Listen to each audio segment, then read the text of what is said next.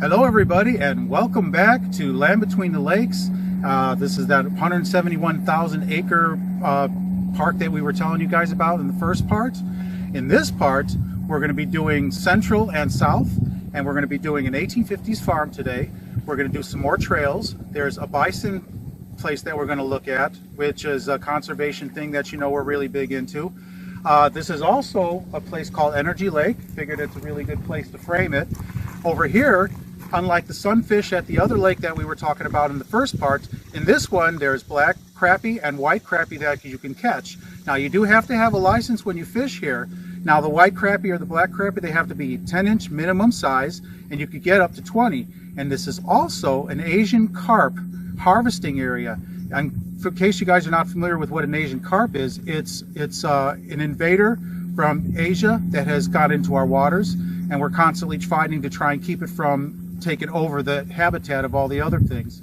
Now we have a special guest with us today, and we will talk about her later. In the meantime, we're going to get ourselves together. We're going to, just have ourselves something to drink, sit down for a minute, and then we're going to get out there and we're going to show you what we got planned for you today. See you guys then. Bye now.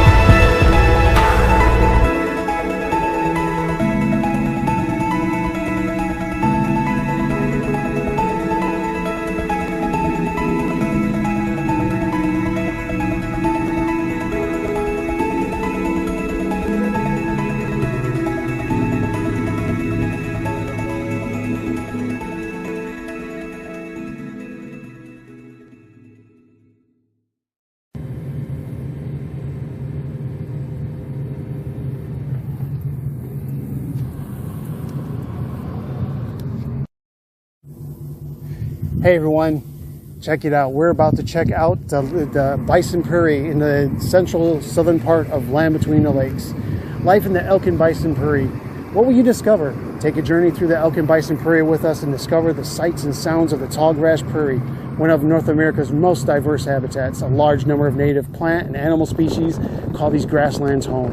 Look and listen for signs for life as you'll explore the prairie. Hopefully we'll see prairie warblers, wild turkeys, bull elks, purple coneflowers, black-eyed Susans, blazing stars, plains coropsis, and there's more. Blue grosbeaks, monarch and butterfly milkweed, and bison and calves. Stay along, guys, and let's see if we get you some nice images of this wonderful conservation area.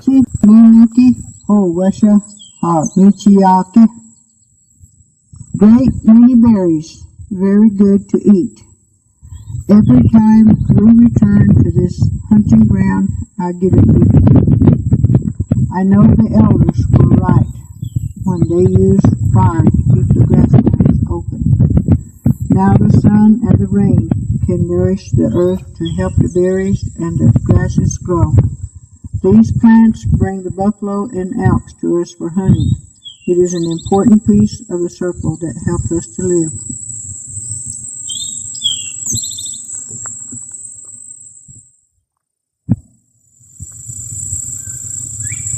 I never could have thought that me, Moses McWatters, me wife and me boys would be seeing such a sight after crossing this beautiful water. The fields and the trees, and I never saw so many animals running about. I can see that me musket, axe and oxen are all we're going to need to carve our homestead in this bountiful land.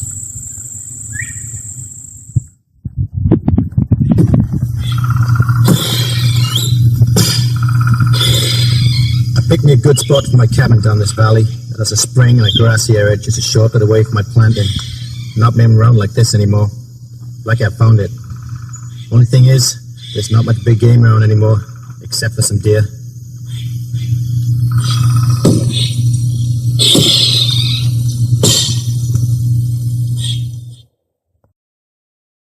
Hey everyone, how is everyone doing today? I hope everyone's having a good time with us today. We're getting a lot of interesting historical facts here. We're at Land Between the Lakes, and we're actually checking out the 1850s working farm. And in a little while, you can see my sister behind me. She's kind of trying to hide. We're going to actually go ahead and have her do a little piece on the information about this farm. And I think you guys will find it as interesting as we have. But right now we're going to try and get some more footage for you guys. And I think you guys are going to like it. It's really quite interesting. We talked to a couple of the reenactors here, and it's a hard life, they say. So we'll get back to you guys in a little bit. Hold on.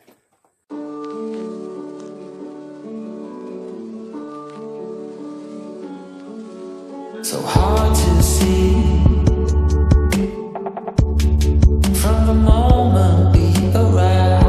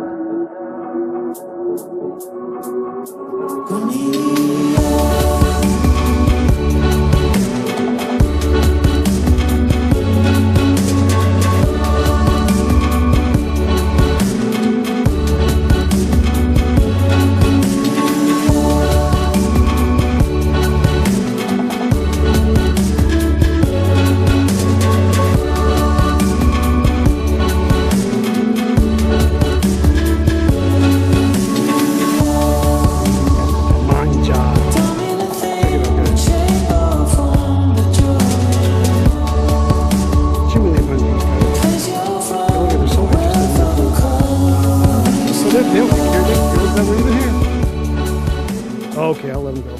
Welcome back, everybody. Guess where we're at now? We're at this beautiful 1850s farm. If you've seen all our footage so far on this is beautiful. All these buildings are handmade. They made everything here, horseshoes, and they did crops and everything here. But, you know, I digress, because the person who really has a lot to say about this would be our special guest that I told you about earlier, which unfortunately David kind of gave it away. But here she is, the one and only Melissa Sharp. Come on over, girl. Hey, you look familiar. Hey, how you doing? Well, I'm just, like Michael, I'm just so excited about coming. This is awesome. It's like we stepped back into time. I mean, it's awesome. This is an 1850s working farm still. It was 2 generations, but these farms were not here. They were moved from a 10-mile radius and all brought here so everyone can enjoy them. And now, do you remember back then, they had to use everything. They didn't have stores, they didn't have refrigerators, they didn't have anything. So they had to make everything, they had to cook everything. They used every part of the animal. I mean, and the only times that they had meat was like in November, was when they would smoke them because it's cold and it kept the meat cold. And then they would salt it so that it would stay fresh. And they cooked with those old stoves that took all day to cook. That's why it was so important to have farmers' wives, because they had to take care of all that. They would cook all day and clean all day while their husbands were out working the farm. But Yeah, that's just really fascinating. And the other nice thing about it is everything they did here, they made themselves. Yep. From the horseshoes to the sewing needles to the clothes, everything they made themselves. These places were very much self-sustaining, except when they had to go to market to make the money to keep this place running. and they did Well- a lot of trading between. Well, and there's one thing that I'd like to add is that we asked about this farm. This farm actually wasn't a real farm. Basically, what they did is they went within a 10-mile radius of this area, and they bought different parts of buildings that fit the 1850s era, and they basically assembled it here, and they basically set it up as a working exhibit to how things worked in the 1850s. And so when you actually come here, they still literally do everything the old-fashioned way. When it comes to shearing sheeps, when it comes to slaughtering the pigs or the turkeys. And the one thing that was really interesting is they do a lot of big tobacco farming here. And I guess that was a big thing in the South to begin with. But the most interesting thing is they export most of that tobacco to Europe because it's black tobacco, and I guess Europe is a really big fan of it. Ain't that crazy, guys? And the coolest thing about it is a lot of people that work around here are in period costumes. So you kind of see how they used to do things way back when, and they kind of show us, and we got some really interesting information from a lot of the guides that are here. Anyway, guys, I hope you loved this section as much as we did. We're going to take off right now, but I hope you loved this just like we did. Oh, wait. We got some company. Oh, we do. Hey, looky there. Hey there, little fellas. It looks like they were sheared already. See, guys? See how clean they look? Speaking of animals, on the Yeah. farm, they raise a variety of the different animals. The breeds are heritage animals that would be considered endangered or threatened due to their declining numbers. So they try to keep these animals safe so that they're not declining and they don't become endangered. Yeah, and you'll find a lot of rare species here too that you actually won't find anywhere else. Heirloom. Yeah. Okay, guys, see you in the next section.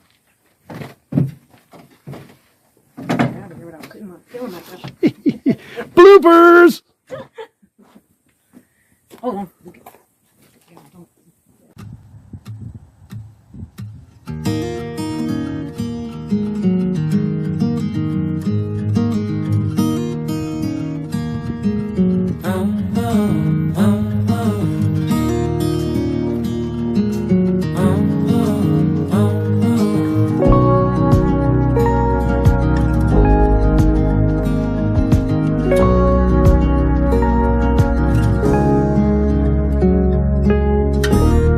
I've been acting like a wild man, sleeping like a child. You're so luminous and vibrant. I'm always in bloom for you. Always in bloom. Always in bloom for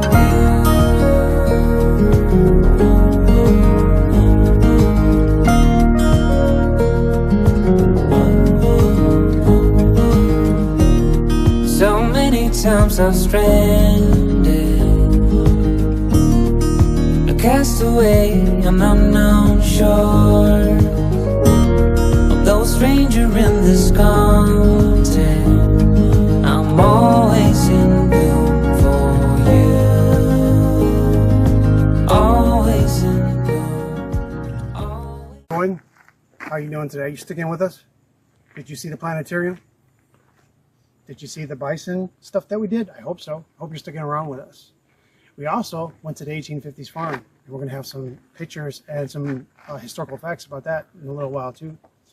Also, we are on a trail here called what is it called, Mike? The Cedar Hardwood Trail. The Cedar Hardwood Trail. We're taking this leg from the planetarium, which is the trailhead, and we're taking it up to Fenton. So far, it's got a lot of technicalities in the trail, so we're going up a lot and down a lot. It's pretty well graveled, so the nice thing about this trail is if you're a biker, you can actually come over with your bike. At the same time, it's good for hikers. So just keep that in mind. If you have, like, I wouldn't recommend a road bike, and you could take a mountain bike here if you want, but that would be kind of overkill. It looks like you could even take a hybrid bike up here. What do you think, Mike? Probably. Yeah, it's hard packed, guys. If you take a look at it, it's hard packed, so it's not going to be hard for anyone to actually come up here and enjoy it. And it's just gradual hills. So I think that's something that you'd be interested in coming here to. And again, this is Land Between the Lakes. This is the central southern part of the trail that we're on right now. And remember, guys, stay tuned because we're still going to be doing part 3. We'll see you guys in a little bit.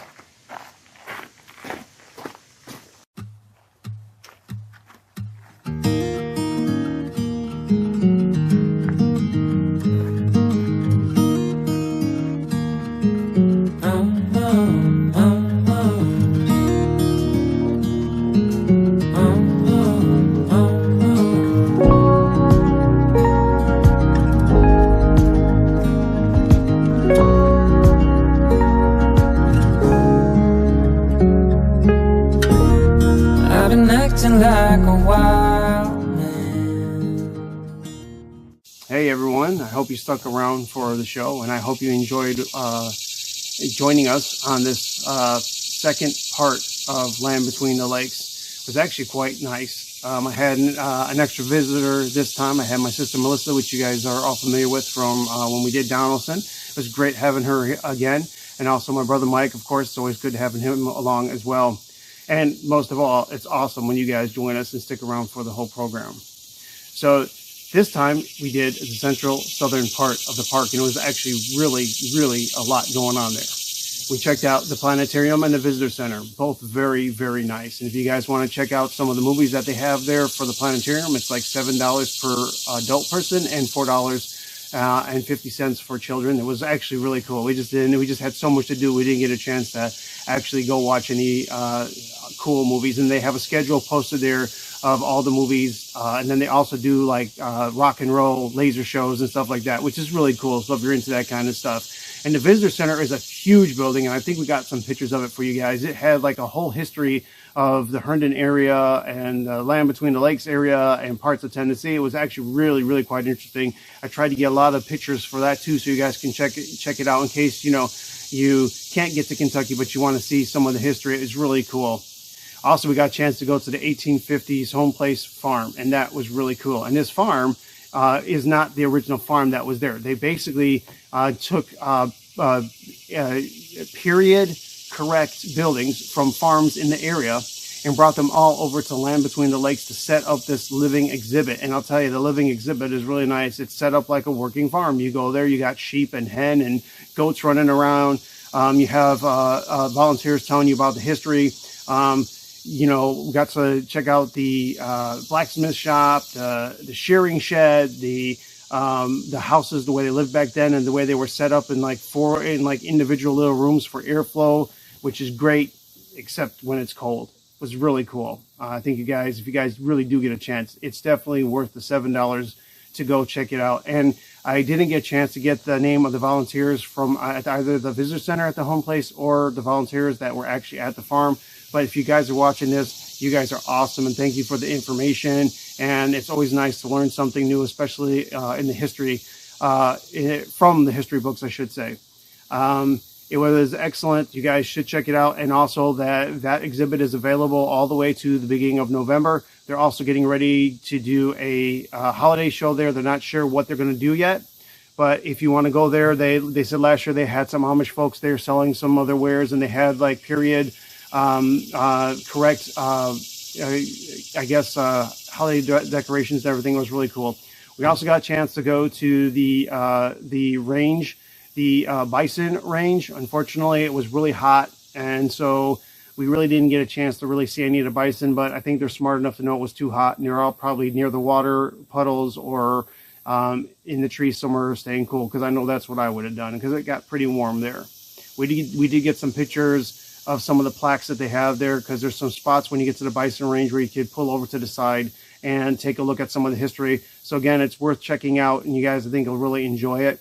We also got a chance to go on one of the trails The trail wasn't that great, but you know, it was, you know, we're trying to do the trails anyway to see what they are, but we did it and it was fun. And it was kind of, the nice thing is if you like technical trails where there's a lot of like varying terrain, you'd probably like it a lot. Got to be careful though.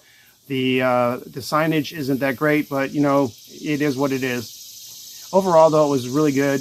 You know, definitely it's worth going there to camp. And again, I said before, they have backwoods camping there. So you can basically go there, pay like a permit fee for several days and just basically park and camp anywhere you want, anywhere in the Land Between the Lakes, which is really cool. You know, and like I said, we got to talk, we learned some more history of the Kentucky-Tennessee area, which is really great. So it's definitely worth a visit to the visitor centers there. They're definitely worth it. Plus they have a nice little gift shop that you can go there. Anyways, I really hope you enjoyed part 2 of our Land Between the Lakes series, and I hope you'll stick around for part 3. Part 3 is going to be way different than what we normally do. Not sure when we're going to get it done yet. It's just going to be a little bit more financial. We have to get some cabins and stuff like that, because one of the things that we haven't done yet for you guys is that we're always talking about cabins, and well, we haven't had a chance to actually rent any of the cabins. So they do have cabins there. They have cabins as low as $50 a month for 4 people, or 75, let me correct myself. Not $50 a month, for $50 a night for 4 people, or you can do $75 for a 8-person cabin. And the way it is, it's 4 bunk beds. They don't have facilities in the cabins, but they do have air conditioning, and they do have a fire ring outside, and then they have actual camping facilities where you can go use the washroom or take a shower if you want to. That's how we're going to try and hopefully end the series in the northern part of the Land Between the Lakes. And we're actually going to try and hit the long trailer. There's a big trailer that's 14 miles. Hopefully it's a little bit more interesting than the trail we did in part 2. As always, thank you guys for joining us. And if you enjoy our stuff, but you're not big on subscribing, that's great. If you just want to help once in a while, head over to newimagestore.com. That's our web store that has our gear, our clothing and stuff. And it does help us. It helps us finance these trips. So check it out. And you spell it NUIMAGE store.com, all one word. And check out our stuff. Also, you can also subscribe, like, and comment. That helps us with YouTube. We're at 28 subscribers now. Thank you for the 28 folks that actually have subscribed, and I appreciate it. We are shooting for 100 so that we can turn New Image Productions into its own YouTube channel, which will make it easier for you guys to find us. So, hey, you know, comment, you know, tell us what you think of what we're doing. If there's something you'd like to see us, or there's a park that we've missed that you'd like to have us check out, that would be awesome.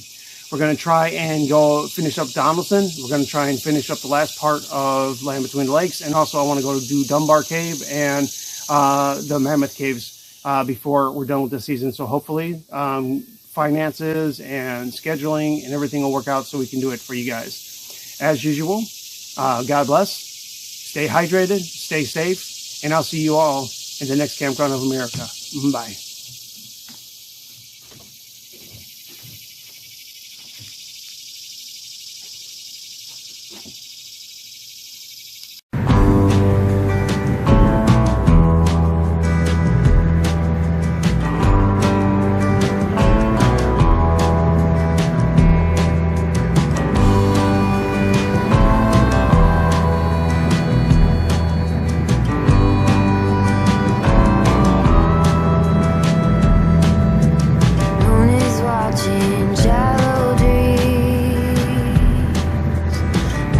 Rocking.